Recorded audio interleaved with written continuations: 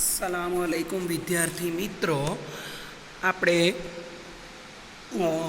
અર્થશાસ્ત્રમાં ત્રીજો પાઠ હમણાં લઈએ છીએ.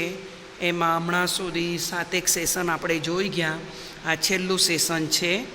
હવે તમને હમણાં સુધી જે કંઈ શીખવ્યું આવડવું જોઈએ. માંગનો અર્થ, બરાબર, માંગ વિધેય, માંગને અસર કરનારા પરિબળો, માંગનો નિયમ, આકૃતિ અનુસૂચિ સાથે સમજાવવાનો, નિયમના અપવાદો, બરાબર, વ્યક્તિગત માંગ, બજાર માંગ. કયા સેશનમાં આપણે માંગની મૂલ્ય સાપેક્ષતા એના 5 પ્રકારો જોયેલા, આકૃતિ અને આંકડાકીય માહિતી વ્યાખ્યા સાથે બરાબર હું તમને સમજાવી ગઈ હતી, બધા કાલ્પનિક ઉદાહરણો સાથે. એ તમને હવે આવડવું જોઈએ. આ છેલ્લું સેશન છે. ત્રીજો પાઠ અહીંયા પૂરો થશે. આપણે લઈએ માંગની આવક સાપેક્ષતા. માંગની આવક સાપેક્ષતા જેમ માંગની મૂલ્ય સાપેક્ષતામાં કારણ વસ્તુની કિંમત છે, તેમ માંગની આવક સાપેક્ષતામાં કારણ ગ્રાહકરૂપ વ્યક્તિની આવક છે. બરાબર, એટલે કે માંગની આવક સાપેક્ષતાનો ઉપયોગ વ્યક્તિની આવકમાં વધારા કે ઘટાડા સાથે, માંગમાં થયેલ વધારા કે ઘટાડા સાથે માપવા માટે થાય છે. એટલે અહીંયા વ્યક્તિની આવક અને માંગ વચ્ચે શું સંબંધ છે? એટલે માંગની આવક સાપેક્ષતા. બરાબર, માંગની આવક સાપેક્ષતાનો અર્થ લઈએ આપણે તો માંગની આવક સાપેક્ષતા એટલે વ્યક્તિની આવકમાં ટકાવારી ફેરફાર અને માંગમાં થતા ટકાવારી ફેરફારના ગુણોત્તરનું માપ, તે વસ્તુની આવક સાપેક્ષતા કહેવાય છે. બરાબર, આ વ્યાખ્યા તમારે યાદ રાખવાની છે. ગ્રાહકરૂપ વ્યક્તિની આવકમાં થતા ફેરફાર વડે વસ્તુની માંગમાં થતો ફેરફાર ભાગતા આવક સાપેક્ષતાનું માપ રજૂ થાય છે. એને સૂત્ર રૂપે આપણે દર્શાવીએ તો માંગની આવક સાપેક્ષતા બરાબર વસ્તુની માંગમાં થતો ટકાવારી ફેરફાર છેદમાં વ્યક્તિની આવકમાં થતો ટકાવારી ફેરફાર. કાઉન્સમાં છે ઈ વાય. બરાબર, ઇન્કમ ઇલાસ્ટિસિટી ઓફ ડિમાન્ડ.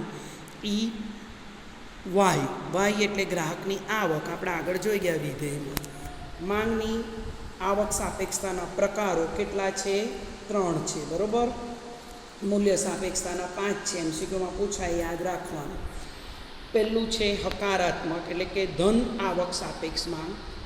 ગ્રાહકરૂપ વ્યક્તિની આવકમાં વધારો થતાં વસ્તુની માંગમાં વધારો થાય અથવા આવકમાં ઘટાડો થતાં વસ્તુની માંગમાં ઘટાડો થાય તો તેવી વસ્તુની માંગ હકારાત્મક આવક સાપેક્ષ માંગ કહે છે.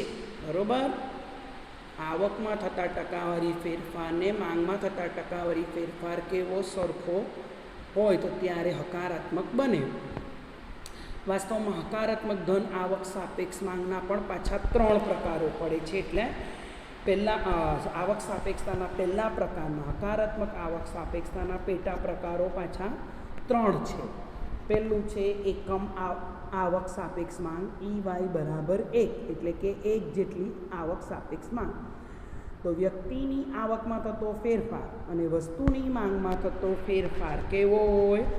સરખો, એક સમાન હોય તો ત્યારે એકમ આવક સાપેક્ષ માંગ કહીશું. ફરી એકવાર, વ્યક્તિની આવકમાં થતો ફેરફાર, વસ્તુની માંગમાં થતો ફેરફાર એક સમાન એટલે કે એક સરખો હોય તો તેવી વસ્તુની માંગને એકમ આવક સાપેક્ષ માંગ કહીશું.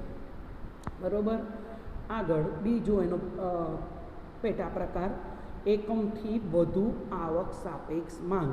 બરાબર, ઈ વાય ગ્રેટર ધેન 1, એટલે કે 1 થી વધુ.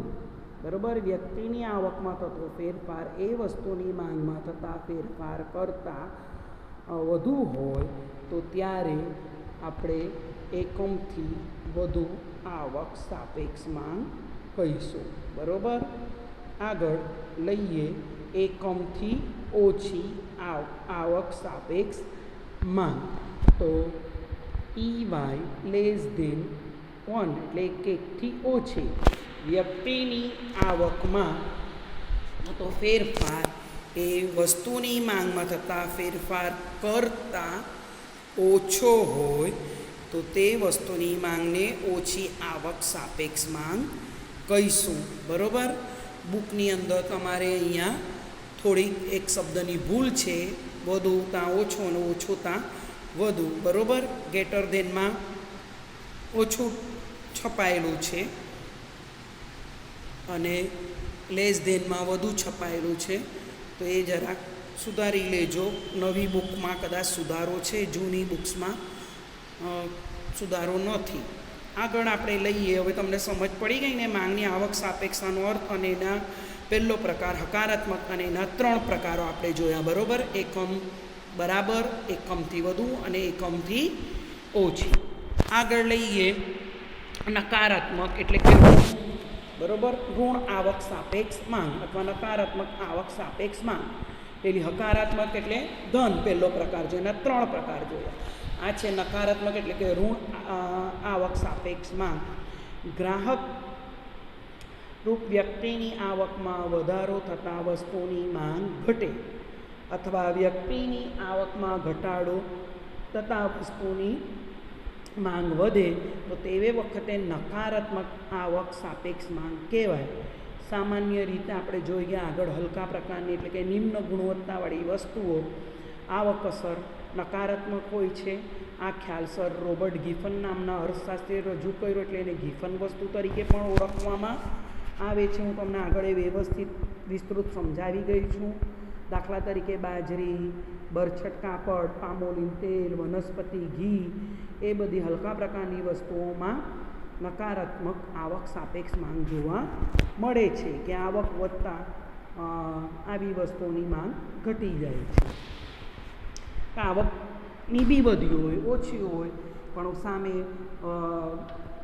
આવક અસર એટલે કે વસ્તુની માંગ ઘટતા વાસ્તવિક આવક વધે તો આવી વસ્તુઓની લોકો માંગ ઘટાડી નાખે ને એની સામે સારી વસ્તુની માંગ કરે. બરાબર. કે ભાઈ વનસ્પતિ ઘી, બરાબર, તેની સામે ચોખ્ખા ઘીના ભાવો વધ્યા નથી પણ વનસ્પતિ ઘીના વધી જાય તો ઘટી જાય તો વાસ્તવિક આવક વધે તો ચોખ્ખા ઘીની માંગ કરે. તો આવે વખતે નકારાત્મક આવક સાપેક્ષ માંગ મળે. ત્રીજો પ્રકાર શૂન્ય આવક સાપેક્ષ માંગ. બરાબર. ગ્રાહક એટલે કે વ્યક્તિની આવકમાં ફેરફાર થાય પરંતુ વસ્તુની માંગમાં ફેરફાર ન થાય તો તેવી વસ્તુની માંગ શૂન્ય આવક સાપેક્ષ માંગ કહીશું. આપણે આગળ જોઈ ગયા તેમ કે સામાન્ય રીતે ખૂબ સસ્તી વસ્તુઓ કઈ આપણે જોઈ ગયા ને આગળ કે મીઠું, પોસ્ટકાર્ડ, ટાંકડી, દીવાસળી, સ્ટેપલર પિન એ વગેરે વસ્તુઓની માંગ ગમે એટલી સસ્તી થાય કિંમત કે વધે તો પણ માંગ પર અસર ન થાય, એટલે આપણે આવક પર પણ અસર ન થાય તો એવી વખતે શૂન્ય આવક સાપેક્ષ માંગ કહેવાય. બરાબર. અહીંયા આવક સાપેક્ષતાના પ્રકારો આપણે જોયા. બરાબર. આગળ લઈએ માંગની પ્રતિમૂલ્ય સાપેક્ષતા. બરાબર. Cross elasticity demand. તો કોઈ અન્ય સંબંધિત વસ્તુની કિંમતમાં થતા ફેરફારને કારણે મૂળ વસ્તુની માંગમાં ફેરફાર થાય તો તે વખતે આપણે જોવા જઈએ તો માંગની પ્રતિમૂલ્ય સાપેક્ષતાના પ્રકારો તો લઈએ તો અવેજી વસ્તુ અને પૂરક વસ્તુ. આવું ક્યારે બને તો કે 2 રીતે. માંગની પ્રતિમૂલ્ય સાપેક્ષતામાં સામાન્ય રીતે એકબીજા સાથે જોડાયેલું હોય. ક્રોસ ઇલાસ્ટિસિટી ડિમાન્ડ મેં તમને કહી ગઈ ને તેમ તો કે અવેજી વસ્તુ હોય, પૂરક વસ્તુ હોય, સ્વતંત્ર હોય ત્યારે તો એ 0 જ મળે. પણ અવેજી વસ્તુ તો કે જ્યારે વસ્તુઓ વૈકલ્પિક હોય, બરાબર, તેવી વસ્તુ અવેજી વસ્તુ કહેવાય. ચા, કોફી તો ત્યારે મતલબમાં સામાન્ય રીતે એક વસ્તુના બદલા બીજી વસ્તુ ઉપયોગમાં લઈ શકાતી હોય તો તેને અવેજી વસ્તુ કહીશું. બરાબર. ચાની અવેજમાં આવે કોફી, બરાબર, જીન્સ પેન્ટની અવેજમાં આવે ફોર્મલ પેન્ટ. બરાબર. તો એવે વખતે માંગની મૂલ્ય સાપેક્ષતા કેવી મળે? ધન મળે. પૂરક વસ્તુ તો કે જ્યારે વસ્તુઓ એકબીજા સાથે અભિન્ન રીતે જોડાયેલી હોય એટલે કે સંયુક્ત રીતે થતી હોય તો તેવી વસ્તુને પૂરક કહીશું. દાખલા તરીકે આગળ હું તમને કહી ગઈ તેમ મોબાઈલ સાથે સિમ કાર્ડ, બરાબર, પેટ્રોલ, ગાડી, બરાબર. પેટ્રોલ હોય તો જ ગાડી ચાલે, ગાડી લઈને આપણે મૂકી રાખીએ તો નહીં. તો એ વખતે આપણે જે મૂલ્ય સાપેક્ષતા છે માંગની એ કેવી મળે? આપણને ઋણ મળે. તો જ્યારે એક વસ્તુની કિંમતમાં ફેરફાર થતાં બીજી વસ્તુની, એટલે કે અવેજી કે પૂરક વસ્તુ, અહીંયા બીજી વસ્તુ એટલે અવેજી કે પૂરક વસ્તુની માંગ પર પણ અસર થાય, ત્યારે તે અસરનું માપ જાણવા માટે અહીંયા માંગની પ્રતિમૂલ્ય સાપેક્ષતાનો ઉપયોગ થાય છે. આમ માંગની પ્રતિમૂલ્ય સાપેક્ષતા એટલે ફરી એકવાર કહી જાઉં, વસ્તુની કિંમતમાં થતા ટકાવારી ફેરફારને કારણે બીજી વસ્તુની માંગમાં થતા ટકાવારી ફેરફારનું પ્રમાણ, જે આપણે સૂત્ર મુજબ પણ જોઈ શકીએ, રજૂ કરી શકીએ. તો માંગની પ્રતિમૂલ્ય સાપેક્ષતા બરાબર એક્સ વસ્તુની માંગમાં થતો ટકાવારી ફેરફાર છેદમાં વાય વસ્તુની માંગમાં થતો ટકાવારી ફેરફાર. પૂરક વસ્તુમાં આપણે જોઈએ ને કે પેટ્રોલના ભાવો વધે તો 2 વ્હીલર 4 વ્હીલરના ભાવો માંગ ઘટી જાય. આ પૂરક એટલે ઋણ મળે. બરાબર. આવી વખતે અવેજીમાં કેવી મળે મૂલ્ય સાપેક્ષતા? તો ધન મળે. બરાબર. આપણે છેલ્લું ટોપિક, માંગની મૂલ્ય સાપેક્ષતા માપવાની પદ્ધતિઓ.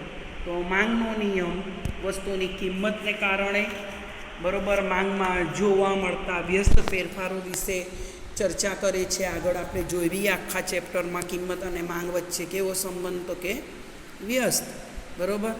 પરંતુ વસ્તુની કિંમતમાં 10% ફેરફાર થવાથી વસ્તુની માંગમાં કેવા પ્રકારનું પરિવર્તન આવશે તે માંગનો નિયમ દર્શાવે છે, પણ કેટલું પરિવર્તન આવશે તે દર્શાવતું નથી. એ દર્શાવવામાં નિષ્ફળ જાય છે. તો વસ્તુની કિંમતમાં થતા ફેરફારથી માંગમાં કેટલો ફેરફાર થશે તે માપની રીતને માંગની મૂલ્ય સાપેક્ષતા કહીશું. આગળ પણ હું તમને સમજાવી ગઈ. આ માંગની મૂલ્ય સાપેક્ષતા જુદી જુદી રીતે માપવામાં આવે છે. જો ગુણોત્તરની રીત જોઈ ગયા, કુલ ખર્ચની અને ભૌમિતિક રીત. તો વિદ્યાર્થી મિત્રો, અહીંયા આપણો પાઠ પૂરો થાય છે. બરાબર. આવનારા એમાં આપણે ચોથો પાઠ લઈશું હવે. પણ એ પહેલાં તમને હું કહી જાઉં, આ 3 પાઠ તમારા પરીક્ષાની અંદર છે એકમ કસોટીમાં. અને આ પાઠના પણ તમારે પારિભાષિક શબ્દો ક્લાસ વર્કની નોટમાં લખવાના છે અને સ્વાધ્યાય હોમવર્કની નોટમાં લખવાનું છે. તમારે લખવાની પ્રેક્ટિસ રાખવાની છે, ફક્ત સાંભળવાનું નથી, કેમ કે બોર્ડની અંદર અને પરીક્ષાની અંદર લખવાનું છે.